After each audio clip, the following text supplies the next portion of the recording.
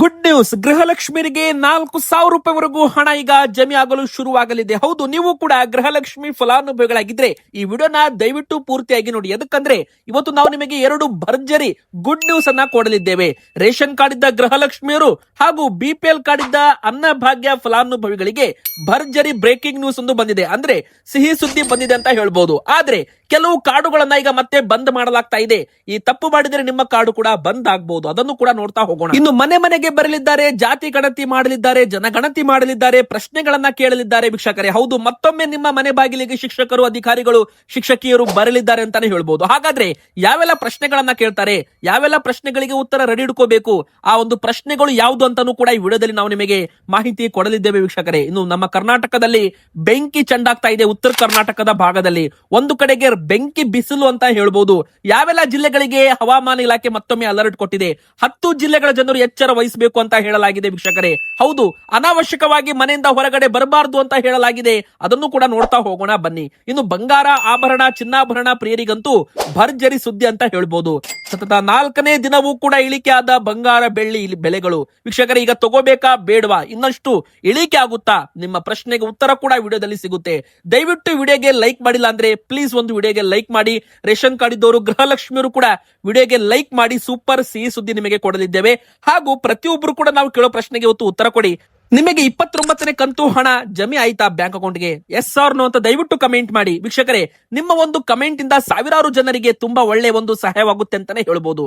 ನೋಡಿ, ಮೊನ್ನೆ ತಾನೇ 29ನೇ ಕಂತು ಹಣ ಎಲ್ಲರೂ ಕೂಡ ಬಂದಿದೆ ಅಂತ ಹೇಳ್ತಾ ಇದ್ರು. ಆದ್ರೆ ಕೆಲವೊಬ್ರು 28 ಬಂದಿಲ್ಲ, 29 2 ಕಂತು ಬಂದಿಲ್ಲ ಅಂತಾನು ಕೂಡ ಕಮೆಂಟ್ ಮಾಡ್ತಾ ಇದ್ದಾರೆ.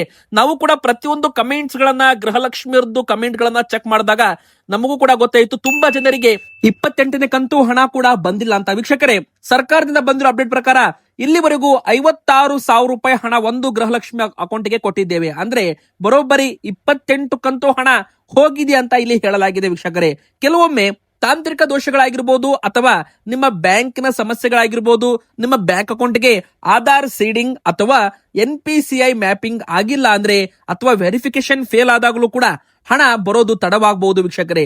ಹೀಗಾಗಿ ನೀವು ಒಮ್ಮೆ ಬಾರಿ ನಿಮ್ಮ ಬ್ಯಾಂಕ್ ಅಕೌಂಟ್ ಅನ್ನ ಚೆಕ್ ಮಾಡ್ಕೊಳ್ಳಿ. ಆಧಾರ್ ಸೀಡಿಂಗ್, NPCI ಮ್ಯಾಪಿಂಗ್ ಅನ್ನ ಆನ್ ಮಾಡಿಕೊಳ್ಳಿ. ಸರ್ಕಾರ DBT ಮೂಲಕ ಹಣವನ್ನ ಟ್ರಾನ್ಸ್ಫರ್ ಮಾಡುತ್ತಲ್ಲ, ನಿಮ್ಮ ಆಧಾರ್ ಕಾರ್ಡ್ ನಂಬರ್ಗೆ ಯಾವ ಬ್ಯಾಂಕ್ ಅಕೌಂಟ್ ಲಿಂಕ್ ಇರುತ್ತೆ ನೋಡಿ, ಆ ಅಕೌಂಟ್ಗೆ ಹಣ ಬರುತ್ತೆ. ನಿಮ್ದು 2-3 ಬ್ಯಾಂಕ್ ಅಕೌಂಟ್ ಇದ್ರೆ ಅದರಲ್ಲಿ ನಿಮ್ಮ ಆಧಾರ್ ಕಾರ್ಡ್ ಸೀಡಿಂಗ್ ಯಾವ ಬ್ಯಾಂಕ್ ಅಕೌಂಟ್ಗೆ ಆಗಿದೆ ಆ ಬ್ಯಾಂಕಿಗೆ ಹಣ ಬರುತ್ತೆ ವೀಕ್ಷಕರೇ. ಆದ್ರೆ ಗೃಹಲಕ್ಷ್ಮಿಯರಿಗೆ ಆಲ್ಮೋಸ್ಟ್ 28ನೇ ಕಂತು ಹಣ ಅಂತೂ ಬಂದಿದೆ. 29ನೇ ಕಂತು ಬರೋದು ಮಾತ್ರ ಬಾಕಿ ಇದೆ ವೀಕ್ಷಕರೇ. ಆದ್ರೆ ಮೊನ್ನೆ ತಾನೇ ಕೆಲವು ಜಿಲ್ಲೆಯವರು ಹಣ 29ನೇ ಕಂತು ಬಂದಿದೆ ಅಂತ ಹೇಳ್ತಾ ಇದ್ರು. ಆದ್ರೆ ಸರ್ಕಾರದಿಂದ 29ನೇ ಕಂತು ಬಿಡುಗಡೆ ಬಗ್ಗೆ ಅಧಿಕೃತ ಅಪ್ಡೇಟ್ ಇನ್ನೂ ಕೂಡ ಬಂದಿಲ್ಲ ವೀಕ್ಷಕರೇ. ಒಂದು ವೇಳೆ ನಿಮ್ಮ ಅಕೌಂಟ್ಗೆ 29ನೇ ಕಂತು ಹಣ ಬಂದಿಲ್ಲ ಅಂತ ನೀವು ಚಿಂತೆ ಮಾಡ್ತಾ ಇದ್ರೆ, ಈ ತಿಂಗಳು ಕೊನೆ ಅಂದ್ರೆ 30ನೇ ತಾರೀಕಿನವರೆಗೂ ನೀವು ಕಾಯ್ಬೇಕಾಗುತ್ತೆ.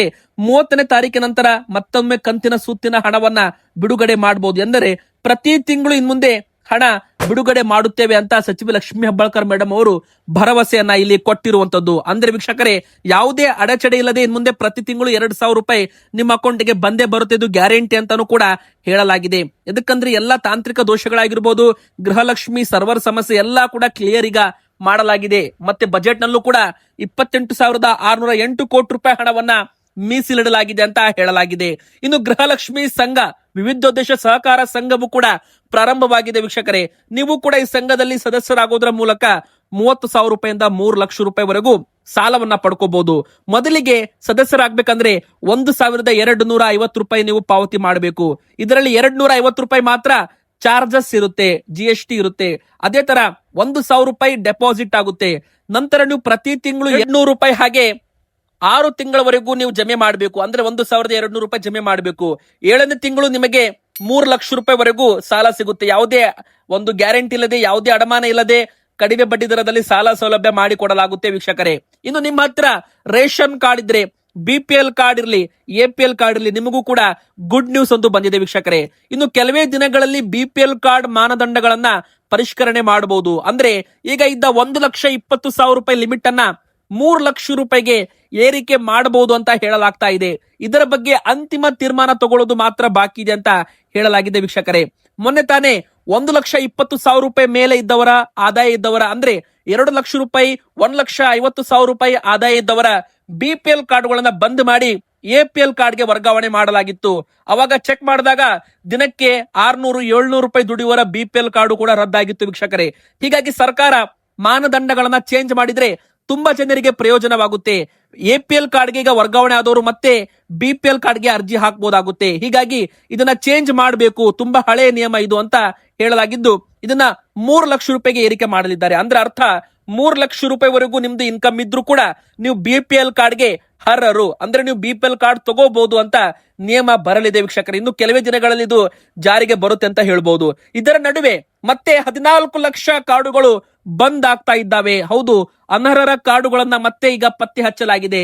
ಶ್ರೀಮಂತರು, ಸರ್ಕಾರಿ ನೌಕರರು, ತೆರಿಗೆ ಪಾವತಿದಾರರು, GST ರಿಟರ್ನ್ಸ್ ಮಾಡ್ತಾ ಇದ್ದವರು, ಲಕ್ಷಾಂತರ ರೂಪಾಯಿ ಹಣ ವರ್ಗಾವಣೆ, ಟ್ರಾನ್ಸ್ಫರ್ ಬ್ಯಾಂಕ್ ಅಕೌಂಟ್ ಅಲ್ಲಿ ವರ್ಗಾವಣೆ ಮಾಡ್ತಾರಲ್ಲ, ಬಿಸ್ನೆಸ್ ಮಾಡ್ತಾರಲ್ಲ, ಅವರ ಅಕೌಂಟ್ಗಳಿಗೂ ಕೂಡ ಚೆಕ್ ಮಾಡಲಾಗಿದೆ. ಅವರು ಕೂಡ BPL ಕಾರ್ಡ್ ಹೊಂದಿದ್ದಾರೆ.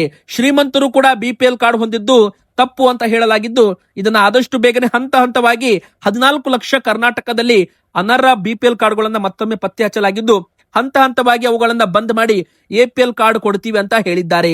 ಇನ್ನು ವೀಕ್ಷಕರೇ, ಮೂರನೇದಾಗಿ ಹೇಳಬೇಕಂದ್ರೆ ಇನ್ ಮುಂದೆ ಅಕ್ಕಿ ಜೊತೆಗೆ ನಿಮಗೆ ಇಂದಿರಾ ಕಿಟ್ ಕೂಡ ಕೊಡಲಾಗುತ್ತೆ.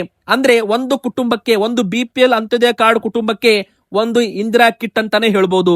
ಅಡುಗೆ ಎಣ್ಣೆ, ಉಪ್ಪು, ಸಕ್ಕರೆ, ತೊಗರಿಬೇಳೆ ಈ 4 ವಸ್ತುಗಳನ್ನ ಒಳಗೊಂಡ ಇಂದಿರಾ ಕಿಟ್ ವಿತರಣೆ ಈಗ ಶುರುವಾಗಲಿದೆ. ಬಜೆಟ್ ನಲ್ಲಿ 6200 ಕೋಟಿ ರೂಪಾಯಿ ಹಣವನ್ನ ಇಟ್ಟಿದ್ದಾರೆ.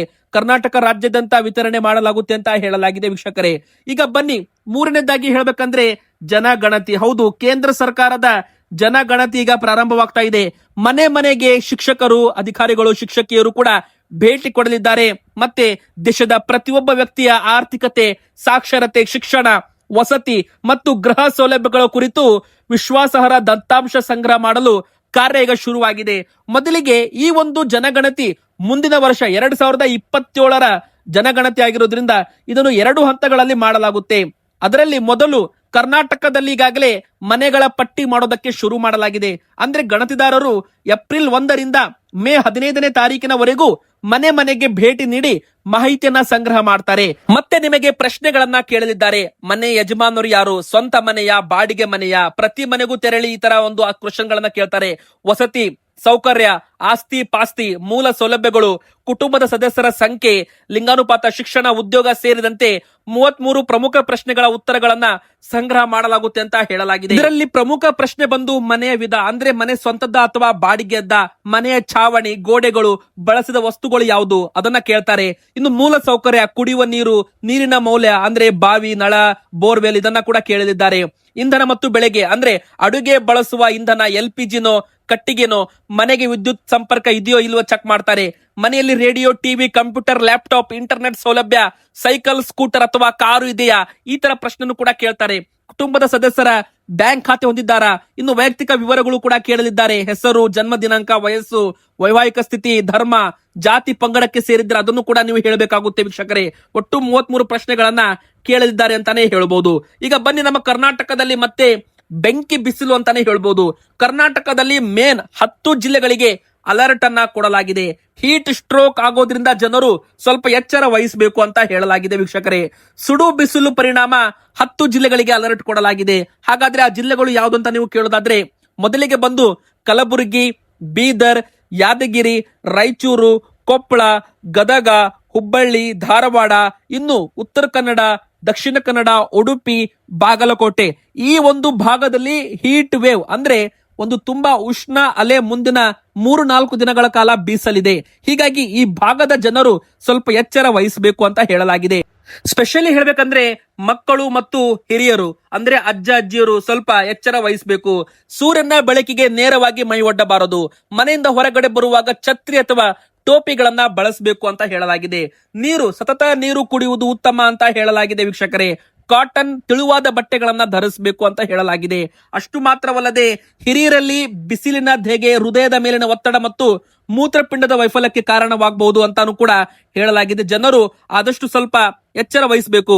ಮತ್ತೆ ಗುಡುಗು ಮಿಂಚು ಸಹಿತ ಮಳೆ ಆಗುತ್ತೆ. ಯಾವೆಲ್ಲ ಜಿಲ್ಲೆಗಳಲ್ಲಿ ಬಿಸಿಲು ತುಂಬಾ ಇದೆ ನೋಡಿ, ಆ ಜಿಲ್ಲೆಗಳಲ್ಲಿ ಸಂಜೆ ಆಗ್ತಾ ಇದ್ದಂತೆ ಗುಡುಗು ಮಿಂಚು ಸಹಿತ ಭರ್ಜರಿ ಮಳೆ ಆಗುತ್ತೆ ಅಂತಾನು ಕೂಡ ಹೇಳಲಾಗಿದೆ. ಈಗಾಗಲೇ ಮಳೆ ಪ್ರಮಾಣ ಶುರುವಾಗಿದೆ. ನಿಮ್ಮ ಊರಲ್ಲೂ ಕೂಡ ಮಳೆ ಬರ್ತಾ ಇದ್ರೆ ನಿಮ್ಮ ಊರಿನ ಹೆಸರನ್ನ ಕಮೆಂಟ್ ಮಾಡಿ ವೀಕ್ಷಕರೇ. ಎಚ್ಚರ, ಮಕ್ಕಳು ಹಿರಿಯರು ಸ್ವಲ್ಪ ಹುಷಾರಾಗಿರ್ಬೇಕು ಅಂತ ಹೇಳಲಾಗಿದೆ. ಇನ್ನು ಬಂಗಾರ ಬೆಳ್ಳಿ ಬೆಲೆ ಕೂಡ ಭರ್ಜರಿ ಇಳಿಕೆ ಆಗ್ತಾ ಇದೆ. ಸತತ 4ನೇ ದಿನವೂ ಕೂಡ ಬಂಗಾರ ಬೆಳ್ಳಿ ಬೆಲೆ ಇಳಿಕೆ ಆಗಿದ್ದು ಒಂದು ಕಡೆಗೆ ಆಭರಣ ಪ್ರಿಯರಿಗೆ ಗುಡ್ ನ್ಯೂಸ್ ಅಂತ ಹೇಳ್ಬೋದು. ಅಮೆರಿಕ ಮತ್ತು ಇರಾನ್ ನಡುವಿನ ಯುದ್ಧ ಪರಿಣಾಮ ನೇರವಾಗಿ ಬಂಗಾರದ ಮಾರ್ಕೆಟ್ ಮೇಲೆ ಬೀಳ್ತಾ ಇದೆ ವೀಕ್ಷಕರೇ. ಬಂಗಾರ ಬೆಳ್ಳಿ ಬೆಲೆ ಯಾವಾಗ ಇಳಿಕೆ ಆಗುತ್ತೆ ಅಂದ್ರೆ ಕಚ್ಚಾ ತೈಲ ಬೆಲೆ ಏರಿಕೆ ಆದಾಗ ಮತ್ತು ಮುಖ್ಯವಾಗಿ ಅಮೆರಿಕನ್ ಡಾಲರ್ ಸ್ಟ್ರಾಂಗ್ ಆದಾಗ.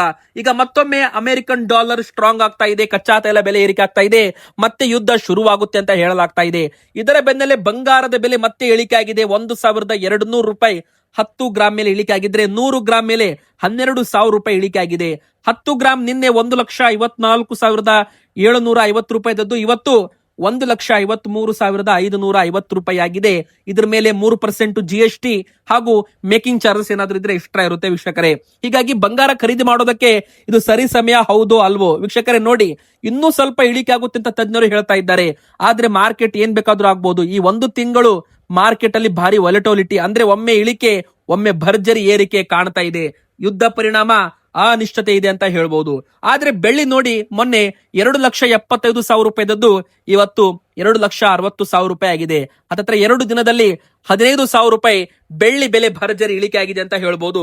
1 ಕೆಜಿಗೆ 2,60,000 ರೂಪಾಯಿ. ನಿಮ್ಮ ಪ್ರಕಾರ ಬಂಗಾರದ ಸರಿಯಾದ ಬೆಲೆ ಎಷ್ಟಾಗಬೇಕು ಅಂತ ಕಮೆಂಟ್ ಮಾಡಿ. ಯಾರು ಕಮೆಂಟ್ ಮಾಡ್ತೀರಿ ಅವರ ಹೆಸರು ನೆಕ್ಸ್ಟ್ ವಿಡಿಯೋದಲ್ಲಿ ನಾವು ಹೇಳಲಿದ್ದೇವೆ. ಸೊ ಕಮೆಂಟ್ ಮಾಡಿ ನೋಡೋಣ ಯಾರೆಲ್ಲ ಹೆಸರು ನಾವು ವಿಡಿಯೋದಲ್ಲಿ ಹೇಳ್ತೀವಿ ಅಂತ ನೋಡೋಣ. ಇನ್ನು ವಿಡಿಯೋ ಲೈಕ್ ಮಾಡಿ, ಚಾನಲ್ಗೆ ಸಬ್ಸ್ಕ್ರೈಬ್ ಆಗಿ.